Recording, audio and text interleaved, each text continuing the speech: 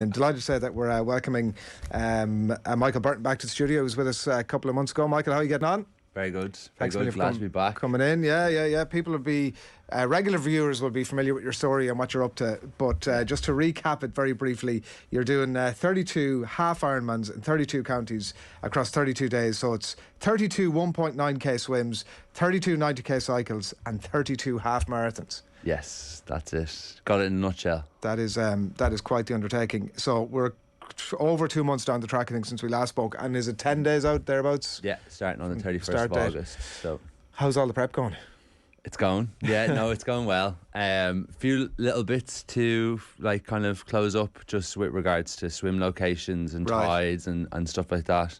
But other than that, it's pretty solid of a route and where I'm going to be and everything. So are you so in terms of like the logistics of the sites of where you're going to do this stuff, most of these you won't have seen before, or you'll be going there fresh? I'm going there fresh, yeah. So predominantly around the country, there's like a triathlon club in every single county, and like I just don't have the time to drive around the whole country and find swim locations. So I just got onto every single triathlon club, and they got back to me and said, okay, well, we swim here, whether it's a lake or a river. And so you make that your base, and that's from where so I'll just start the swim there. They've kind of said, okay, well, you can go out and back, and that's your 90k cycle, and then you can do a loop here or whatever it is. So just kind of go with the flow a little bit on like the swim or on the cycle and the run. I can kind of do them wherever, like it doesn't really make that much of a difference. But the swim is obviously the hardest part to find somewhere. Like you've got landlocked counties and stuff like that. So, and are you trying to do them in a time? Like what's your mindset? No. Just get out and do them. Just get out and do them. I won't be trying to do any sort of time, no intensity. I'll just be plodding along and getting them done each day. In fact, I'll probably try to do as many swims with the current as I possibly can. Yeah. But yeah, that's the plan. And so you somewhere at home have like some sort of a war room with like all the counties mapped out and all the locations Google mapped Sheets. out. Google Sheets, right? Google Sheets, yeah. So I have Google Sheets upon Google Sheets of all the counties, all the triathlon clubs, all the contacted people, all the in the last like 2 or 3 weeks, a lot of hotels have like offered me like accommodation. So shout out to all of those. They're making my life a lot easier. But yeah, that's pretty much how it's going to go. What's the craziest thing you've done like this before this? The biggest thing I've done before this was probably the Ironman. I did an Ironman just over about 2 weeks ago. That's like probably my biggest event that I've ever done. So it's a bit of a step up. You're ramping it up significantly. I'm ramping it up significantly. Now, I have been training for this for like over a year. Okay. So I said I was going to do this about this time last year. I was actually on a cycle with my coach, and I was like, yeah, I think I'm going to do this. And he was like, great. Yeah, well, that's good man. 100%. Yeah, go for it. So I've been training for it for over a year. Did the Ironman last week, and I was like, do you know what? Where was that? Maastricht over in the Netherlands. So that was good fun. First time ever doing an Ironman event. First time ever doing like a full Ironman, like every single one of the distance spot on. That was good fun. But I felt good after it. Like I had to go into the medics tent at the end, but after that, I actually felt quite good. So what was that? What was up? I mean, apart from the fact that you've done an Ironman. One of my friends, a good friend of mine, he did a marathon over in London, and I really wanted to beat his marathon time after doing a 180k cycle on a swim. So for the last 7k, I just went all out. So you were fatigued, to put it mildly. And did you succeed? I did. Okay, yes. Nice. It's all worth it. By about 10 minutes, so I was very happy with it. What's your biggest concern in terms of injury doing this? So I have, in the last, like I say, since the 2 months that I've been here, I've had a bit of an ankle injury, which I had to kind of nurse back, and then just a back injury. But hopefully I pretty much, I think I've got them sorted now. So it's just because I won't be doing any sort of like really like heavy intensity, like running for the course of it or anything. I'll just hopefully just be able to just plod my way through it. But and like in the eventuality that there is something, have you like any sort of like, you know, what's in my mind is we had Damien Brown and Fergus Farrell on here not that long ago, who were the two lads who were running across the Atlantic. Yes. We were chatting about all sorts of eventualities, and if you listen to the podcast, which I highly recommend you do, Deep Roots, it's an incredible listen. Yeah. And you see all the pitfalls and the stuff that like they certainly had in mind. Fergus is no longer in the boat, for example. He had to bail after a couple of weeks or whatever. So just that eventuality planning for stuff that you haven't seen. Have you thought through much of that, or? I presume, like, it's all just going to kind of happen as it happens. I can't really think. I don't really want to think too much about things that might happen.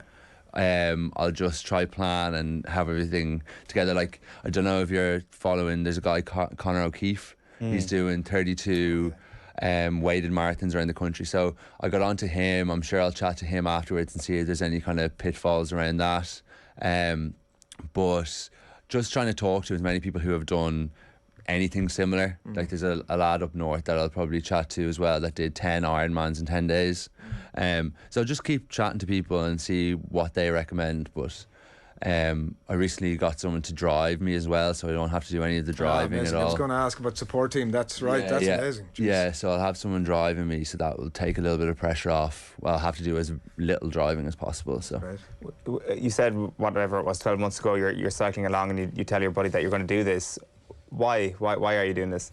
I'm doing it to raise awareness for men's mental health and young people's mental health, because it's like in the years running up to COVID, I struggled hugely with that. So I'm just trying to give something back, and just try raise awareness for young people. And pretty much the kind of one message that I'm having out there is just to, like, if you're struggling in any way, is to talk to somebody and to open up, whether that's a friend or whether that's going to therapy or whether that's talking to your family, but just talk to somebody. Because once I started talking to people, especially my friends, everything compoundedly got better for me, with regards to my mental health and what I was doing and getting back into exercise and stuff like that. And then I suppose for the Irish Cancer Society, the reason for doing that is because my granddad passed away of cancer when I was 8.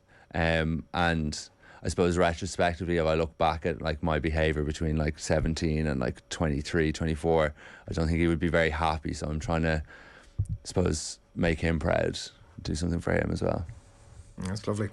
Have you found on the mental health side over the last couple of months, when you're like full bore at that, how have you found that dynamic? Has it helped? Has it been challenging? And I can't stress this enough, like, exercise is such a good distraction for mental health. Like, it's amazing. Like, when COVID hit, I didn't really do much therapy or anything. I just did exercise. And then it got to a point where, I was like, okay, I should probably go talk to someone and do some therapy, because this has been fantastic. I've lost a load of weight, but mentally I'm still, got some issues going on. I need to get them sorted. But since I left my job, my 9 to 5 in January, and just said I'm going at this full bore, as my mental health has probably got progressively better. I've been doing like things like CBT, cognitive behavioural therapy, and other things like that throughout the kind of run up. So as a whole, I'm feeling as fit as I've ever felt. And mentally as good as I've felt in a long time. So it's incredible. What's you mentioned the phrase full bore there, which I think anybody who's paying half attention this morning will get a sense that it's absolutely that, in terms of the pressure, the preparation for the event and the event itself. What's the plan like for, when the 32 is done, like the next day? The people often talk about the Olympics and the cliff edge aspect of we're building up to this thing and now it's done, and what the hell do I do now? Yeah. I have other challenges that I have set myself. So I'll probably do the Dublin Marathon at the end of October. Okay. I want to do that for a time. But afterwards, I'm taking 10 days. I'm going over to Portugal for like 10 days. I'm just going to rest up. I'm probably going to make a move away from Ireland over to the UK again. But I have other things, like I have other races booked for next year. I'll just continue training. But yeah, that's definitely something. I did like a large event last year. It was a kind of like a big triathlon, kind of like an Ironman, but it was a different brand. It was called Hardman, and exactly that. I kind of had built up doing this event to like the the highest peak. I was going to feel amazing afterwards, and I didn't. So I've kind of gone through that already, so I kind of know what that's going to feel like. But yeah, I suppose I am a little bit apprehensive about how that's going to be. But yeah, well, you're also like dealing with it head on. You're not blind to the fact. You're not saying, oh, after the 32 days we'll see what happens. Yeah, the Portugal thing even is allows you to ease yourself out of it almost to a degree. Yeah, 100%. So plenty of people in contact this morning. Loads of lovely comments coming in. There was one here that I just wanted to mention. I love this guy. Fair play to him, says Michael on YouTube this morning. Michael and the other people that are watching who want to get involved, want to track your progress or want to donate, tell us where to go. Yeah, so just everything is going to be done through my Instagram. The last time I was on here, I was saying that I lost an Instagram account, never to come back. So my personal Instagram is Michael Niall Burton. You can follow me there. I'll have everything up about where I'm going to be the day previous. I'll have a full list of all the counties I'm going to be, where I'm going to be swimming, and then in my link tree on my bio you can see the donation page. So it's I donate, and then if you just Google the 32 challenge or 32 challenge on I donate, it will come up for there. Well, look at best of luck for the challenge ahead. I don't know if that's quite captures the feeling of goodwill towards it, but best of luck with it, and we will track your progress and we'll catch up with you again on the other side. Thank you very much. Well done. Thanks a million for coming in. Problem. Michael Burton, thank you.